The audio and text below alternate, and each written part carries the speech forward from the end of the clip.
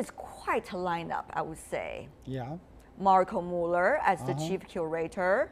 And you also have a judging panel led by Luc Besson.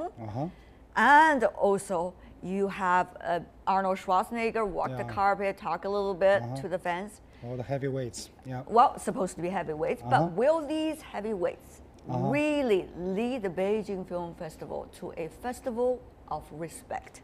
Well, celebrity is always a part of the real, world-class international film festivals. But of course, it's not the only benchmark for a film festival to become world-class.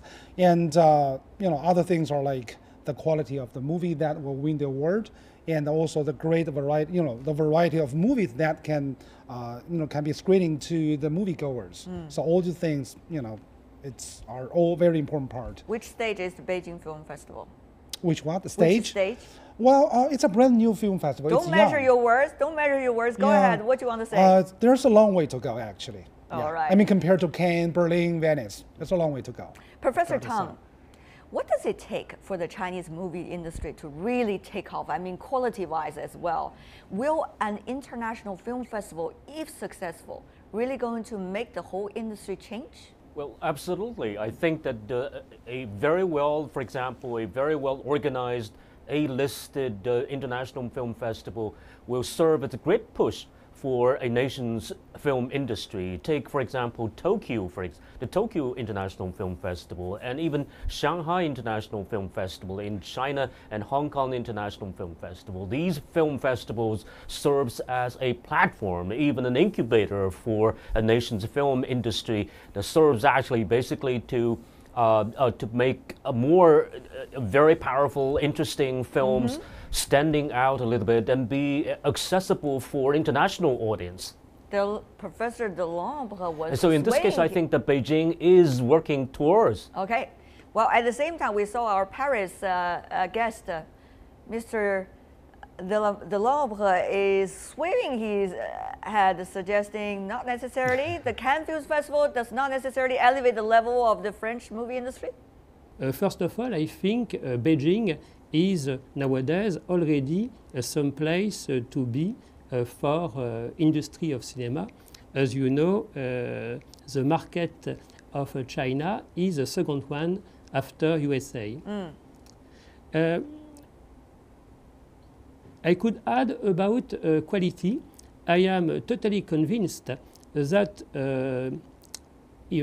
China's industry could improving its childishness, what I call finitude for my French students. All right. You know, it is not by hazard. I could add something. The only one Palme d'Or which was won by a Chinese movie was Farewell, My Concubine, a movie based on opera, China's classical opera. Very interesting. It's an interesting phenomenon that after all of these years, let's just look at some of the things. 29.6 billion. That is the number of the market size for China in 2014 alone. And this year is already even more impressive. Exactly. The size of it. And secondly, the number of it, 618 movies of Chinese movies produced, shown last year. But what about the impact? Why Mr. Delambre, Ben, and his students keep on talking about Farewell to My Concubine, which is a movie produced more than a decade ago, and yet that is the only brand name left in their mind. Of course, there are many other great Chinese movies. What I'm saying is, why not many are leaving people with great memories? Well, compared to the time that produced Farewell to My Concubine, that time, really, I've got to say the level, the quality of the Chinese contemporary movies are kind of declining because of the whole commercial trend. You know, a lot of movie makers are trying to just making movies to make money. So, but they don't care too much about the quality anymore. But if I remember right, Mr. Ji, at the very beginning, when people say market economy is good, the argument is it is going to encourage with more momentums and incentives for people to do better products. But why you're saying with more commercialization, not necessarily going that direction, but the opposite? Well, commercial movie is actually a base for the quality art house movies. So I've got to say this is a kind of transition period. You know, after you have the great amount of movie produced, commercial movies, art movies, and then you can see the appearance of the high quality art house movies. How long will that period continue according to? I would like to see it happening next year. Next year, really? Professor Tang, is it likely to happen next year overnight, it seems?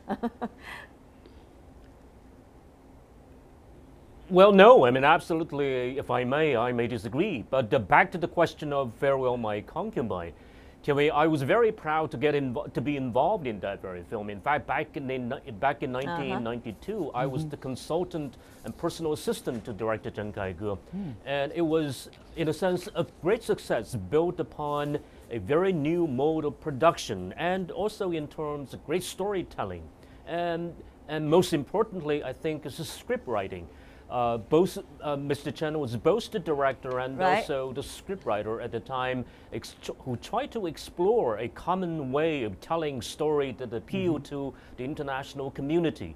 It is a film that is known as a melodrama, which is a kind of an international genre film. Right. And that really speak to the audience, or in terms of this common stock of experience of humanity. And you mean that is not happening now? You mean that is not happening now, Professor Tang? You mean that is not happening now? Which is not very sporadically and occasionally. For example, Feng Xiaogang's film, like The Assembly, or Ms. Zhang Yimou's last year film, Coming Home. These are all very great films that could be, in a sense, speak to the audience around the world. But in fact, it was very much kind of quickly excluded by this very commercially oriented market, which is quite a shame. I deplore that.